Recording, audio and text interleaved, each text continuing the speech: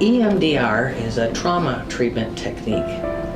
EMDR stands for Eye Movement Desensitization and Reprocessing, which is a real mouthful, and it's clear why we call it EMDR. It's been around since the mid-90s and was an accidental discovery by a psychologist who was taking a walk and noted as her eyes darted between the trees on her walk that the memories that she was reprocessing that were difficult for her seemed to change, not the memories themselves, but her own emotional response to the memories. So she began to utilize the movement of the eyes with her clients and noted also that fairly consistently their emotional responses would change as well.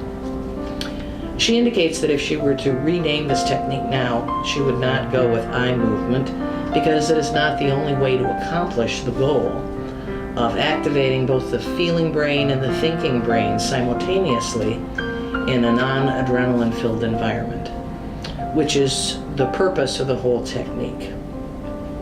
It's because we're starting to understand how the brain reprocesses traumatic memory differently than it does non-traumatic memory.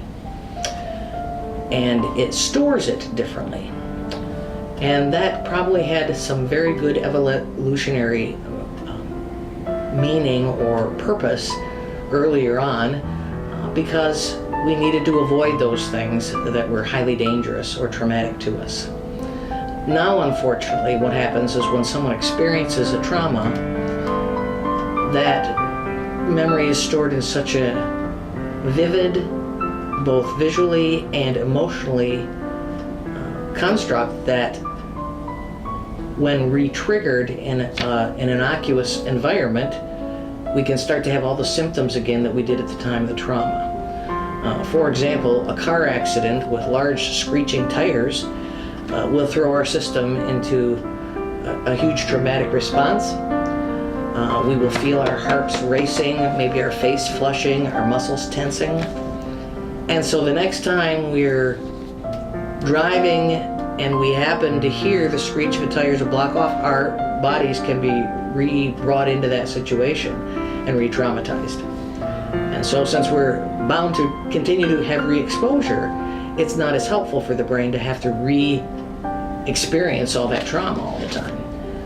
This technique has been shown, and there's a lot of research out there that if someone's interested, they can look up just by typing in EMDR, that it can help unglue the adrenaline that comes with the original traumatic memory.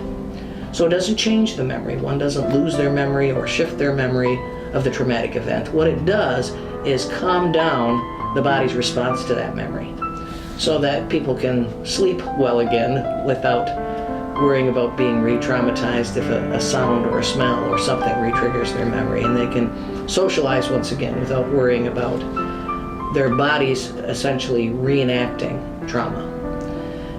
And it's a rapid technique that used to take us perhaps weeks or months of talk therapy to have the brain reprocess.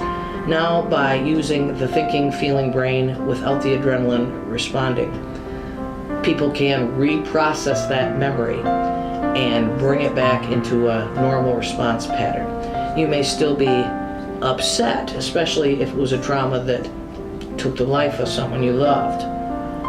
And we have had many clients who utilize it for that. They've had a death through a traumatic event. Or if you lost health or injury, you still suffer those losses. But at least it's more manageable because you're not having to fight your own body and your own body's traumatic response.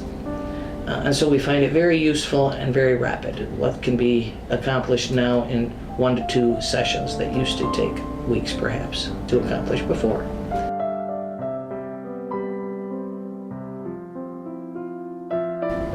One of the very nice things about this technique is we know right within the session that we are doing it whether it's being effective or not. We have our client look at something called the SUDS for short, which means subjective units of distress. So before they start reprocessing, they scale for us how disturbing the memory is. And then after we have done the technique for a bit, we retake that SUDS to see if it has decreased. And we work the memory until the SUDS is down to a 0 or a 1 for the client. And then in the following session, we recheck to make sure that that distress has stayed low.